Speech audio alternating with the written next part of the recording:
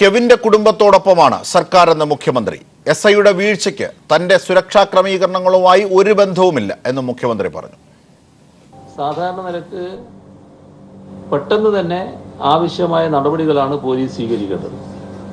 ആ പോലീസ് ധർമ്മം ഈ കാര്യത്തിൽ ഉണ്ടായില്ല എന്ന് തന്നെയാണ് ഇപ്പോൾ കണ്ടിട്ടുള്ളത്.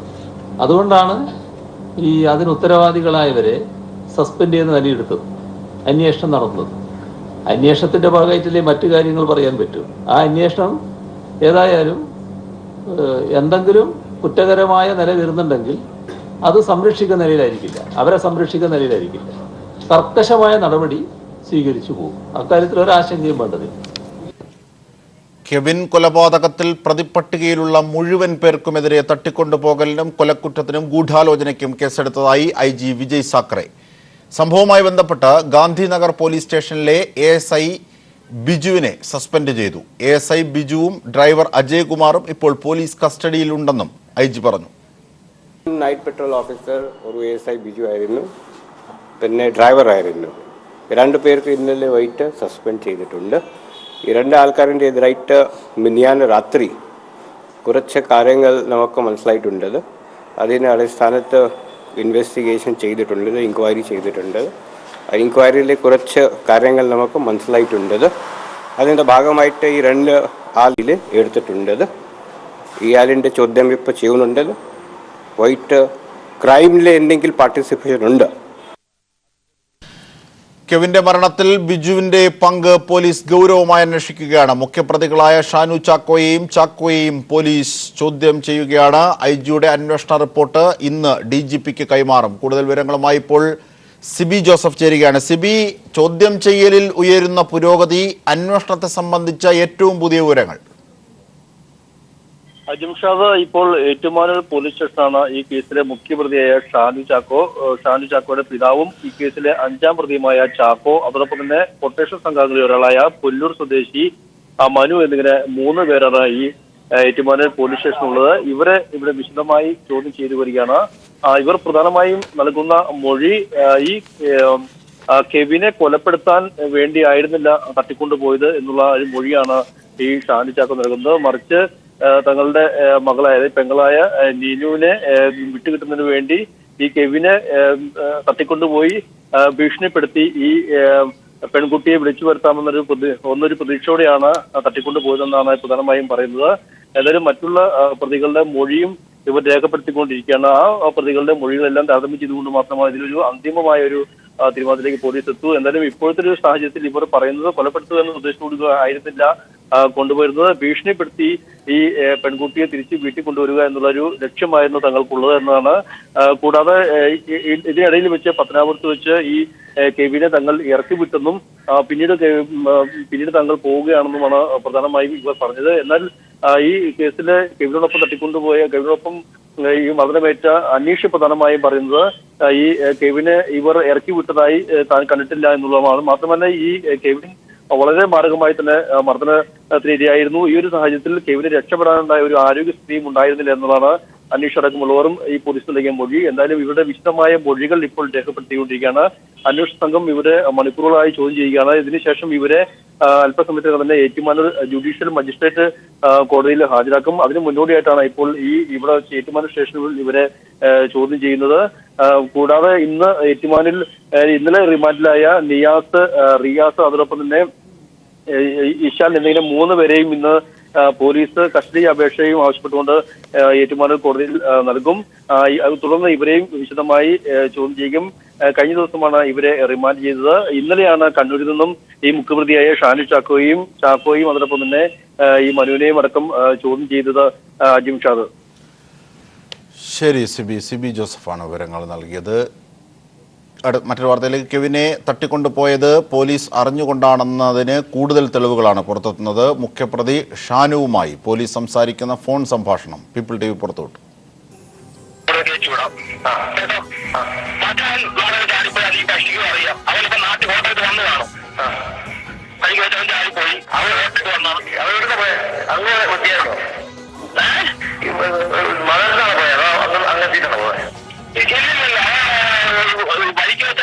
എനിക്ക് സത്യത്തിൽ അറിയത്തില്ല. ഞാൻ വേറെ വണ്ടിയിലാണ് വന്നത്. പുള്ളിക്കാരനറിയാ പോയെന്ന്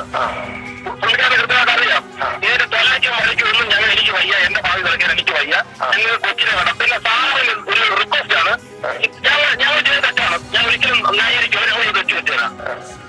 ഞങ്ങളെ കൊണ്ട് ചെയ്യാൻ പറ്റുന്ന കാര്യം എന്ന് പറഞ്ഞു കഴിഞ്ഞാൽ പുള്ളിക്കാരനെ ഇപ്പൊ സുരക്ഷിതമായി നിങ്ങളെ എത്തിച്ചേരുക, ഞങ്ങൾ അതിന്റെ വഴിക്ക് സുരക്ഷിതമായിട്ട് എത്തിച്ചേരാൻ പറ്റും. ഓക്കെ, ടാക്സി വിളിച്ച് പുള്ളിക്കാരന് അവിടെ കടയിൽ എന്തെങ്കിലും നഷ്ടമായത് നോവൽ ഉണ്ടെങ്കിൽ അതിന്റെ പൈസ ഞാൻ കൊടുത്തേക്കാം.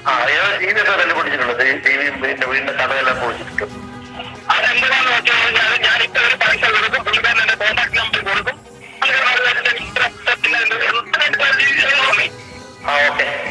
പക്ഷേ പറഞ്ഞ് തരാൻ പറ്റുവാണെങ്കിൽ ഞാൻ കാല് പിടിക്കാൻ തിരിച്ചു തരിക. എന്നെ കൊണ്ടാവാതെ ചെയ്തു തരാം കേട്ടോ.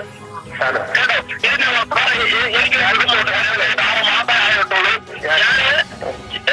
ഞാൻ എനിക്ക് എന്നെ കൊണ്ടാവുന്ന രീതി ഞാൻ ചെയ്യാം, എന്നെ കൊണ്ട് ചെയ്യാൻ പറ്റുമോ? Okay okay.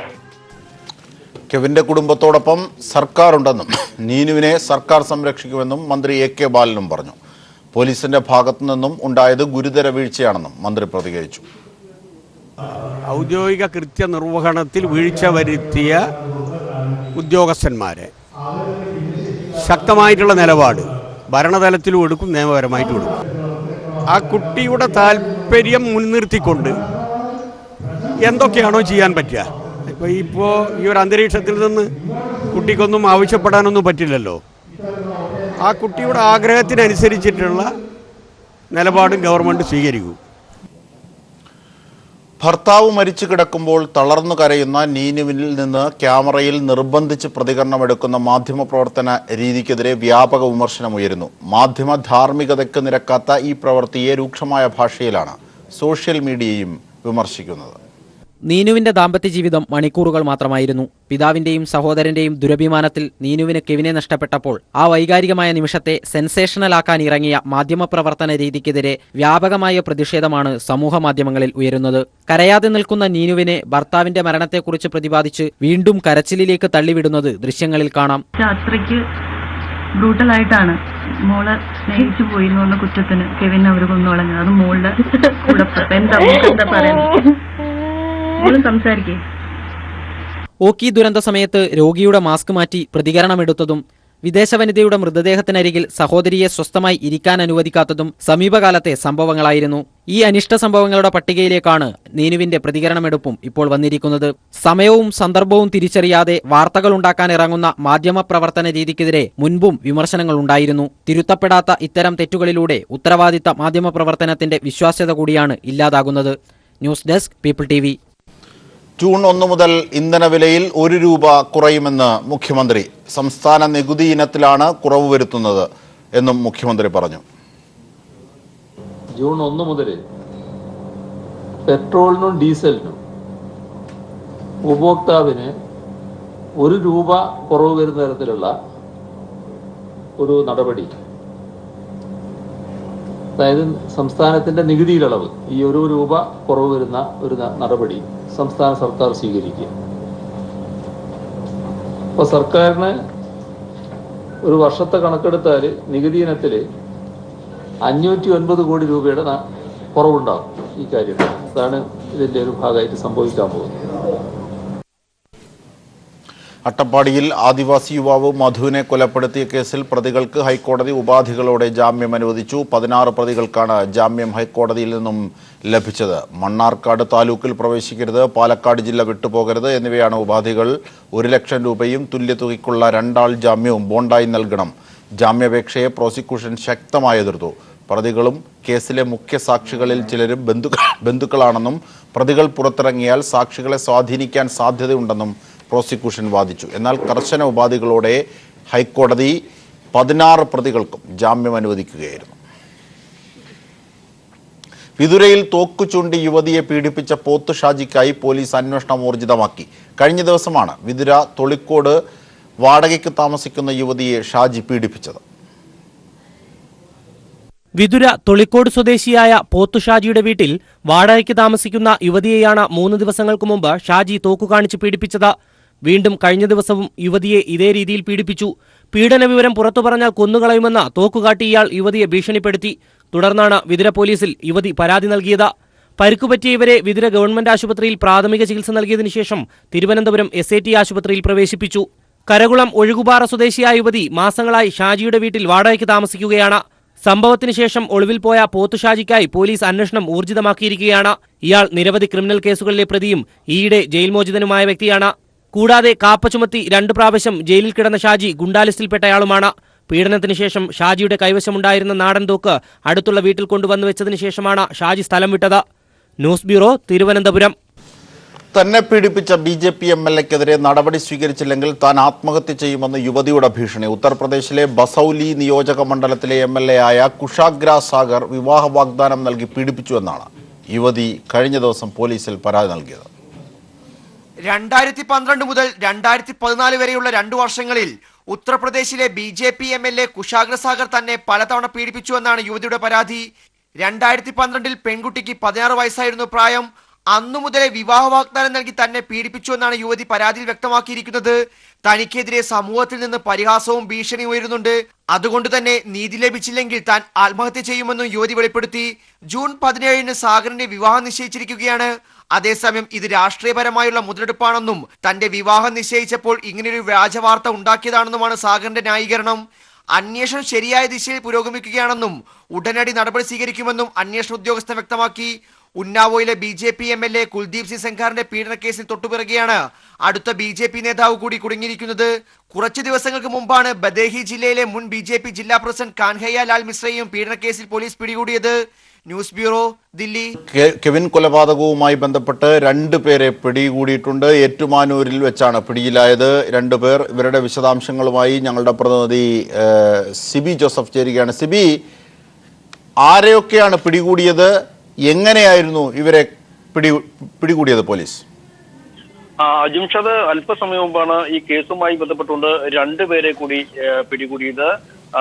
ഇവർ ഏറ്റുമാനൂർ കോടതിയിൽ കീഴടങ്ങാൻ എത്തിയപ്പോൾ ഈ വിവരം നേരത്തെ അറിഞ്ഞ ഏറ്റുമാനൂർ CA അടക്കമുള്ളവർ ചെന്ന് ഇവരെ കോടതിയിൽ കീഴടങ്ങുന്നതിന് മുമ്പ് തന്നെ പിടികൂടിയായിരുന്നു. നിഷാദ്, ഷെഫിൻ എന്നിങ്ങനെ 2 പേരെയാണ് ഇപ്പോൾ ഈ കേസിൽ പിടിയിലായിരിക്കുന്നത്. ഇതിൽ ഷെഫിൻ ഈ പെൺകുട്ടിയുടെ ബന്ധു ആണെന്നാണ് നമുക്ക് ലഭിക്കുന്ന വിവരം. അതോടൊപ്പം തന്നെ നിഷാദ് പുനലൂരുള്ള ഒരു ഓട്ടോ ഡ്രൈവറാണെന്നും ഇപ്പോൾ നമുക്ക് പ്രാഥമികമായി അറിയാൻ കഴിയുന്നുണ്ട്. എന്തായാലും ഈ കേസിൽ 2 പേർ കൂടി പിടിയിലായിട്ടുണ്ട്. ഇപ്പോൾ ഈ കേസുമായി ബന്ധപ്പെട്ടുകൊണ്ട് ആകെ 8 പേർ പിടിയിലായിട്ടുണ്ട്.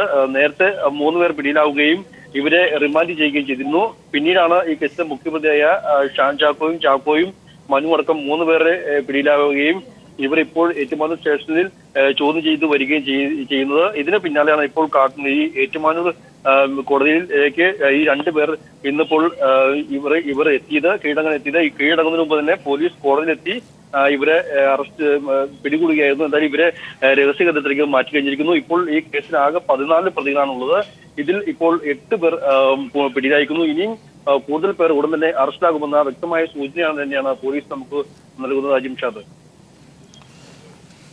ശരി, സിബിയാണ് വിവരങ്ങൾ നൽകിയത്. എന്തായിരുന്നാലും കെവിൻ കൊലപാതകത്തിൽ 2 പേരെ കൂടി ഏറ്റുമാനൂരിൽ പോലീസ് അറസ്റ്റ് ചെയ്തിരിക്കുകയാണ്. കോടതിയിലേക്ക് കീഴടങ്ങാനെത്തുമ്പോൾ അതിനു മുമ്പായി പോലീസ് വിവരം മണത്തറിഞ്ഞ് പിടിക്കുകയായിരുന്നു. ഇതിൻ്റെ വിശദാംശങ്ങളാണ് സിബി ജോസഫ് നൽകിയത്.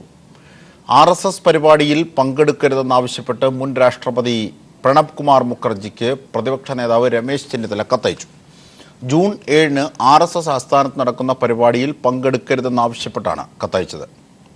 മുൻ രാഷ്ട്രപതി എന്ന നിലയിലും കോൺഗ്രസിൻ്റെ സമുന്നതനായ നേതാവെന്ന നിലയിലും രാജ്യമേറെ ബഹുമാനിക്കുന്ന അദ്ദേഹത്തിൻ്റെ ഈ നിലപാട് ജനാധിപത്യത്തിലും മതേതരത്വത്തിലും വിശ്വസിക്കുന്ന രാജ്യത്തെ വലിയ വിഭാഗം ജനങ്ങളെ ആശങ്കയിലാഴ്ത്തുന്നതാണെന്ന് രമേശ് ചെന്നിത്തല കത്തിൽ സൂചിപ്പിക്കുന്നു. കോൺഗ്രസ് എന്ന മഹത്തായ പ്രസ്ഥാനത്തിൻ്റെ ആദർശങ്ങൾക്കും ആശയങ്ങൾക്കും എതിരാണ് ഈ നിലപാടെന്നും ചെന്നിത്തല കത്തിൽ ചൂണ്ടിക്കാട്ടിയിട്ടുണ്ട്. ചെങ്ങന്നൂർ ഉപതെരഞ്ഞെടുപ്പിന്റെ ഫലം നാളെ അറിയാം. ഫലം പുറത്തുവരാനിരിക്കെ മുന്നണികൾ എല്ലാം കടുത്ത ആത്മവിശ്വാസത്തിലാണ്. വോട്ടെണ്ണലിന്റെ എല്ലാ ഒരുക്കങ്ങളും പൂർത്തിയായി തെരഞ്ഞെടുപ്പ് കമ്മീഷൻ അറിയിക്കുകയും ചെയ്തു. ബാങ്ക് ജീവനക്കാർ വോട്ടെണ്ണാൻ ഇനി മണിക്കൂറുകൾ മാത്രം ബാക്കി നിൽക്കെ 3 പ്രധാന മുന്നണികളും കടുത്ത ആത്മവിശ്വാസത്തിലാണ്. താഴെത്തട്ടിൽ നിന്നും ലഭിച്ച കണക്കുകൾ തങ്ങൾക്ക് അനുകൂലമാണെന്ന് ഏവരും ഉറച്ചു വിശ്വസിക്കുന്നു. ചെങ്ങന്നൂരിൽ ഇടതുപക്ഷം വലിയ ഭൂരിപക്ഷത്തിൽ വിജയം നേടുമെന്നാണ് LDFന്റെ വിലയിരുത്തൽ. ഭൂരിപക്ഷം 10,000 കടന്നാൽ പോലും അത്ഭുതപ്പെടേണ്ടതില്ലെന്നാണ് ഇടത് കേന്ദ്രങ്ങൾ നൽകുന്ന സൂചന. അതേസമയം UDF കേന്ദ്രങ്ങളും കടുത്ത ആത്മവിശ്വാസത്തിലാണ്. 3500 മുതൽ 5000 വോട്ടിന്റെ വരെ ഭൂരിപക്ഷം UDF പ്രതീക്ഷിക്കുന്നുണ്ട്. കഴിഞ്ഞ തവണ BJP പിടിച്ച നായർ വോട്ടുകൾ ഗണ്യമായി തിരിച്ചുവരുമെന്നാണ് UDFന്റെ കണക്കുകൂട്ടൽ. എന്നാൽ ക്രിസ്ത്യൻ പോക്കറ്റുകളിൽ നിന്നും വോട്ട് ചോർച്ച LDFന് അനുകൂലമായി ലഭിച്ചിട്ടുണ്ടെന്ന സൂചനയും UDF ക്യാമ്പ് നൽകുന്നുണ്ട്. BJP ക്യാമ്പിലും പതിവിൽ കവിഞ്ഞ അവകാശവാദമാണുള്ളത്. 48,000 മുതൽ 52,000 വരെ വോട്ട് PS ശ്രീധരൻപിള്ള പിടിക്കുമെന്നാണ് അവരുടെ പ്രതീക്ഷ. അടിസ്ഥാന നായർ വോട്ടുകൾ ചതിച്ചിട്ടില്ലെന്നാണ് BJPയുടെ വിലയിരുത്തൽ. സമീപകാല ചരിത്രത്തിലെ ഏറ്റവും വലിയ പോളിംഗ് ശതമാനം രേഖപ്പെടുത്തിയ ഈ തിരഞ്ഞെടുപ്പിൽ കഴിഞ്ഞ തവണത്തേക്കാൾ അധികമായി പോൾ ചെയ്ത 2.5% വോട്ട് ആർക്ക് പോയി എന്നതാണ് മുന്നണികളെ കുഴപ്പിക്കുന്ന ചോദ്യം. അതിനിടെ വോട്ടെണ്ണൽ നടത്താനുള്ള എല്ലാ ക്രമീകരണവും പൂർത്തിയായി കഴിഞ്ഞു. 181 ബൂത്തുകളിലെ 1535 വോട്ടുകൾ എണ്ണുന്നതിനായി 14 കൗണ്ടറുകളാണ് സജ്ജീകരിച്ചിരിക്കുന്നത്. അത്തരത്തിലുള്ള 12 റൗണ്ടുകൾ കൊണ്ട് വോട്ടെണ്ണൽ പൂർത്തിയാവും.